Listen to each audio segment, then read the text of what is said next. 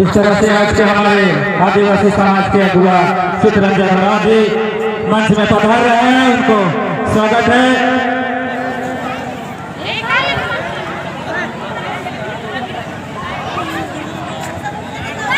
साथ में है बिगल राव, चरवाव राव और बिरसा राव, बैठ जाकर जगह लेके सुरवाई राव।